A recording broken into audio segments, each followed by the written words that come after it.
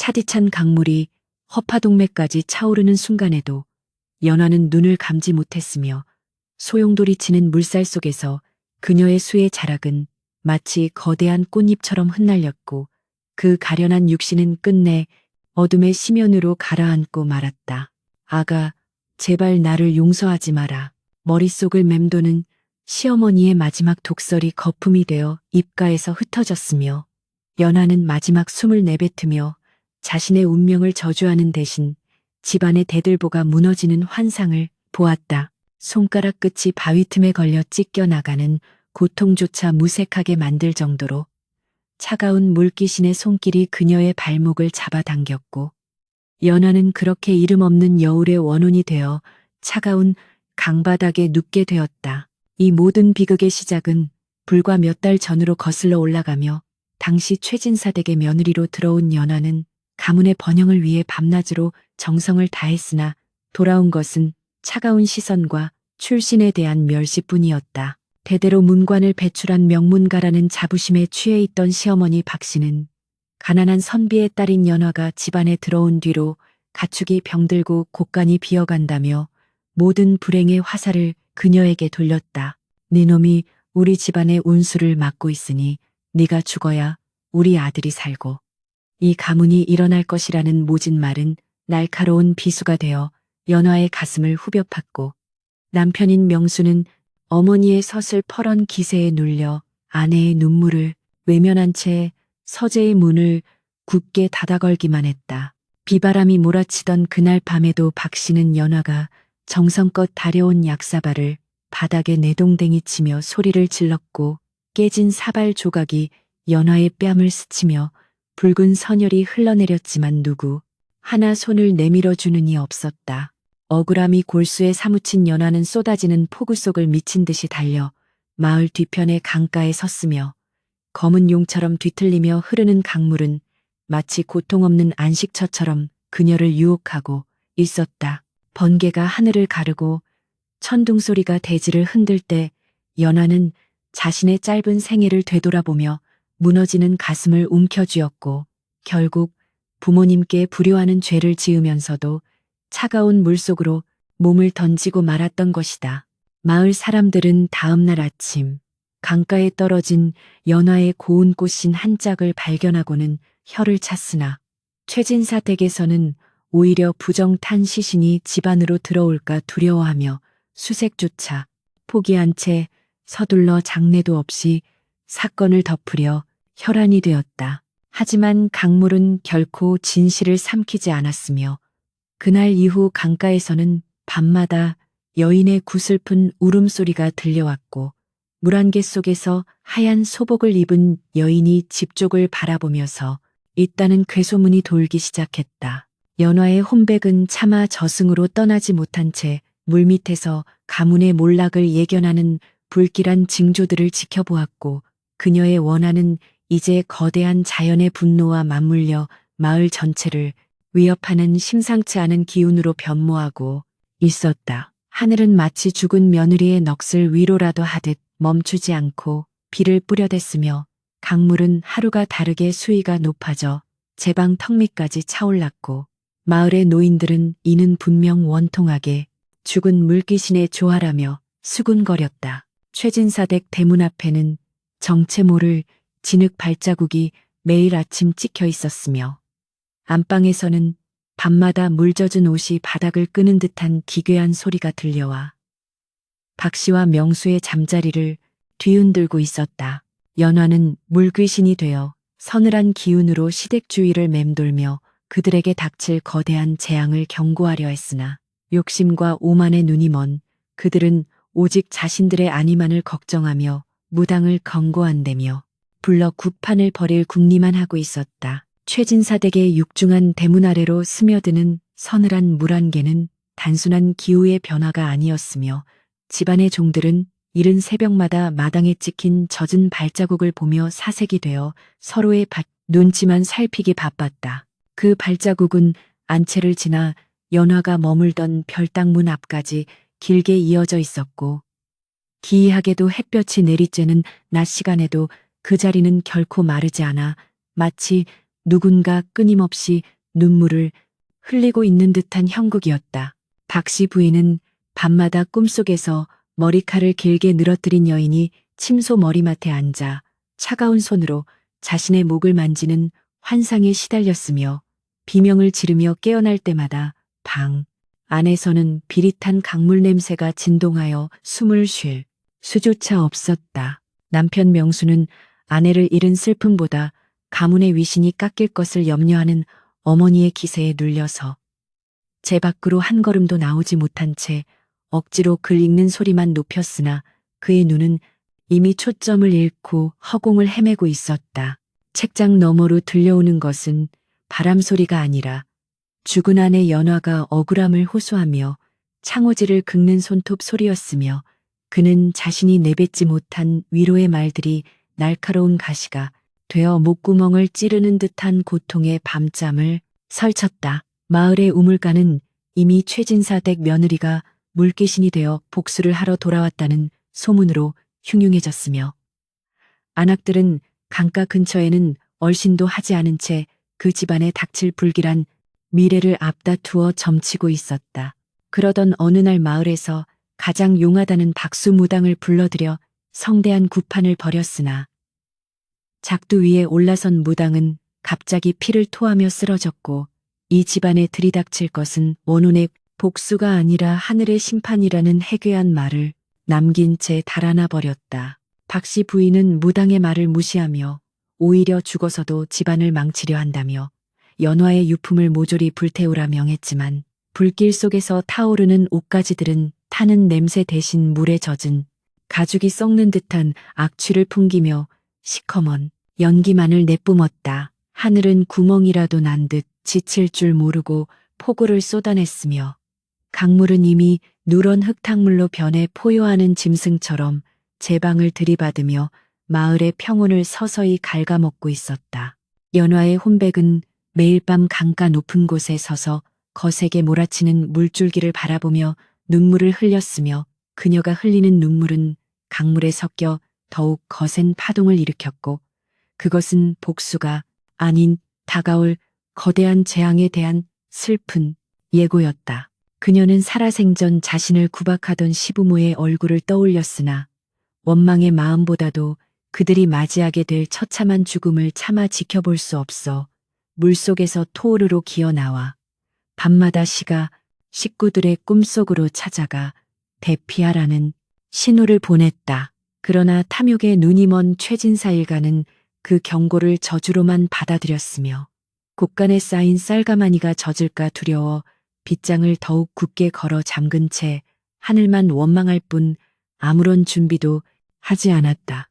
폭우가 열흘째 이어지던 밤, 강 상류에 두개 균열이 가기 시작했다는 전갈이 도착했음에도 최진사는 자신의 땅이 물에 잠길 것만을 걱정하며 소장농들을 강제로 동원해 제방을 보수하려 했으나 거대한 자연의 힘 앞에 인간의 손길은 무력하기 짝이 없었다.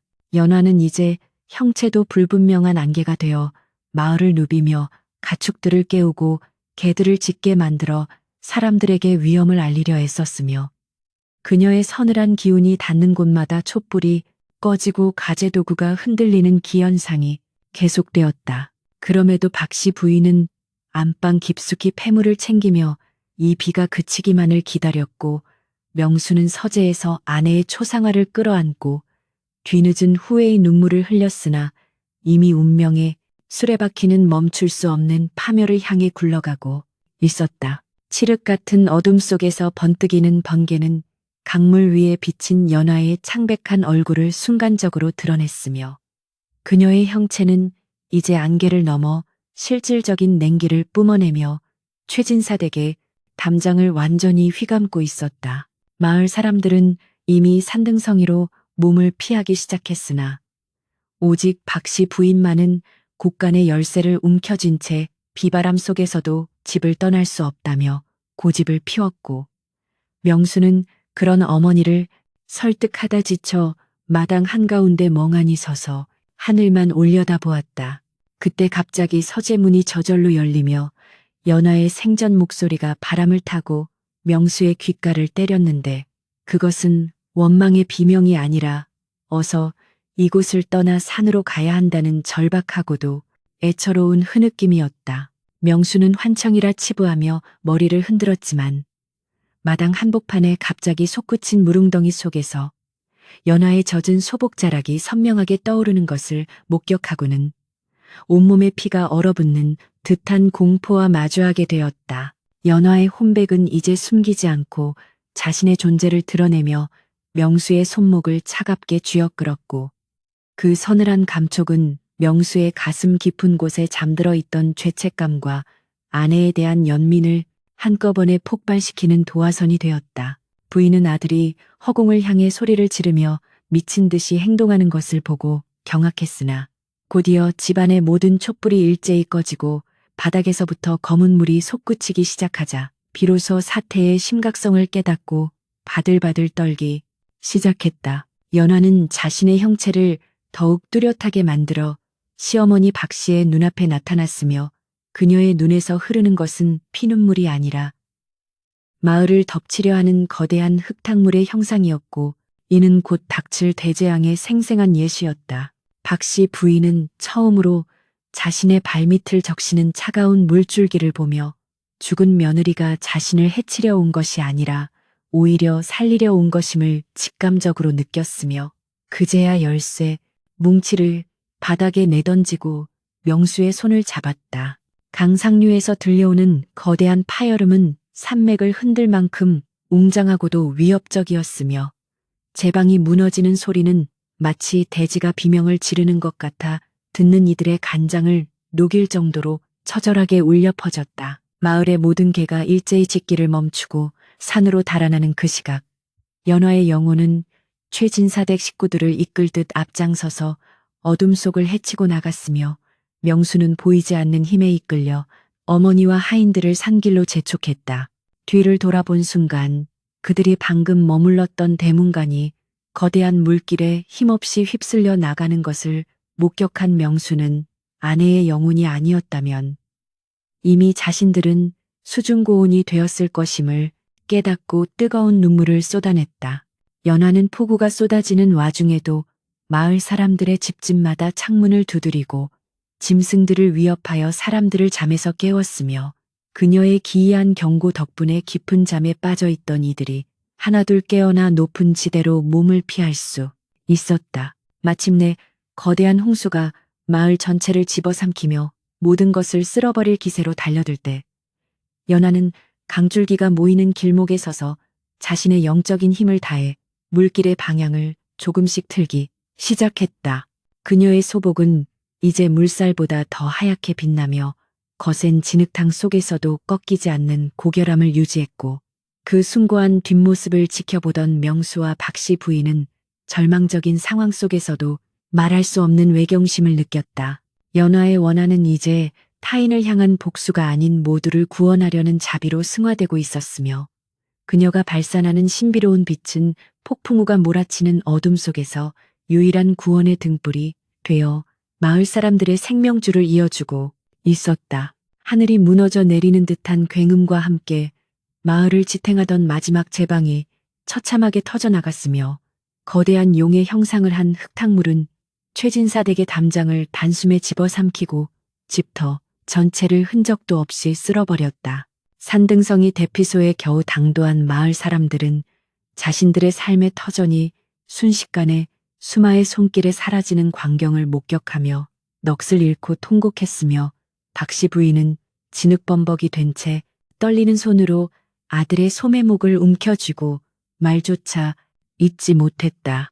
그러나 그 아비규환의 현장 속에서 명수는 보았는데 거친 물살 한가운데에 소복을 입은 연화가 양팔을 벌린 채 거대한 파도의 흐름을 가로막고 서서 마을 사람들이 피신할 시간을 벌어주고 있는 기적 같은 형상을 보게 되었다. 물귀신이 되어 복수를 꾀할 것이라 믿었던 이들의 짐작과는 달리 연화의 혼백은 자신의 영역을 다해 몰아치는 강물을 마을 반대편의 황무지로 유도하고 있었으며 그녀의 창백한 얼굴 위로 흐르는 것은 강물이 아니라 살아남은 자들을 향한 마지막 연민의 눈물이었다.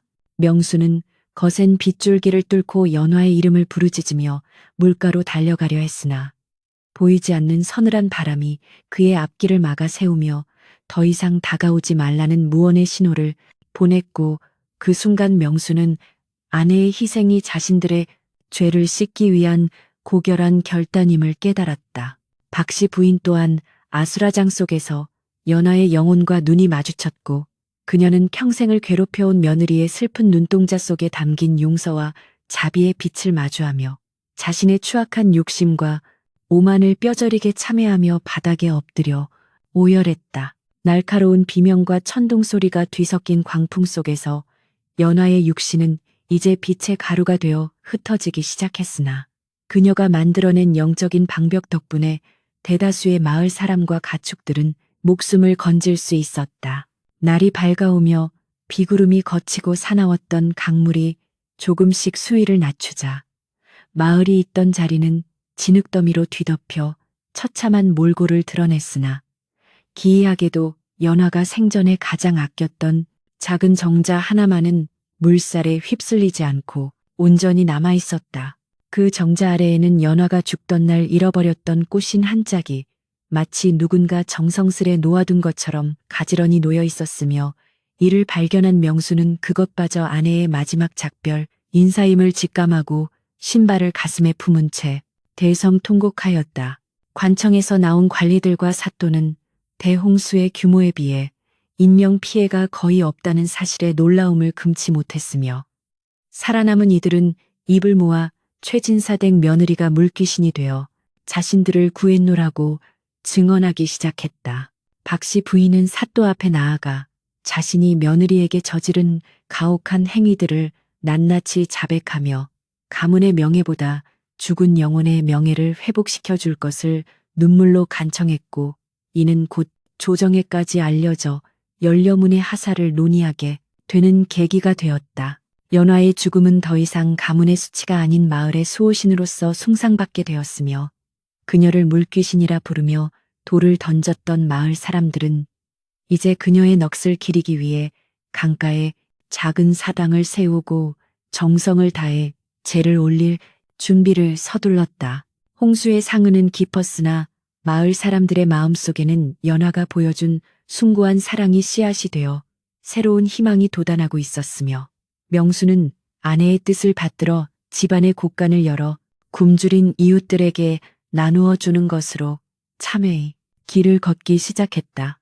연하의 혼백은 이제 강바닥의 차가운 어둠 속에 머물지 않고 마을을 감싸는 따스한 바람이 되어 사람들의 곁을 맴돌았으며, 그녀의 희생은 원한이 어떻게 자비로 변할 수 있는지를 보여주는 거대한 증거가 되어 흘러갔다. 이제 모든 진실이 밝혀지고 악행을 저지른 자들이 스스로 무릎을 꿇었으니 연화의 한 맺힌 영혼이 비로소 승천할 수 있는 길이 열린 셈이었으며, 마을은 다시 태어날 준비를 마친 채 고요한 아침을 맞이하고 있었다. 홍수가 휩쓸고 지나간 자리에 따스한 햇살이 내리쬐자 마을 사람들은 힘을 합쳐 무너진 담장을 세우고 진흙더미를 치우며 새로운 삶의 터전을 일구기 시작했으며, 그 중심에는 언제나 명수와 박씨 부인이 가장 낮은 자세로 앞장서서 구슬땀을 흘리고 있었다. 박씨 부인은 예전의 서슬 퍼런 기세를 완전히 버리고 마을에 홀로 된 노인들과 고아들을 자신의 집으로 불러 따뜻한 밥을 먹였으며, 그녀의 눈가에는 예전의 탐욕 대신 깊은 참회와 자애로운 빛이 머물기 시작했다. 강가에 세워진 작은 사당에는 매일같이 이름 모를 들꽃들이 놓였으며, 사람들은 강을 지날 때마다 발걸음을 멈추고 마을을 구한 연화의 숭고한 넋을 기리며 자신들의 가정을 지켜준 그녀의 은혜에 진심 어린 감사를 올렸다. 어느덧 연화의 기일이 다가오자 명수는 정성스럽게 씻은 쌀로 밥을 짓고 아내가 생전에 좋아하던 나물들을 준비하여 강가 정자 아래에서 조촐하지만 정성이 담긴 제사를 올렸으며, 그때 기이하게도 잔잔하던 강물 위로 수천 마리의 반딧불이가 피어올랐다. 반딧불이들은 마치 연화의 영혼이 화답이라도 하듯 명수의 주위를 부드럽게 감싸며 춤을 추었고, 명수는 그 따스한 빛의 향연 속에서 아내가 이제는 더 이상 차가운 물속에서 떨지 않고 평안한 곳으로 떠날 준비가 되었음을 직감했다.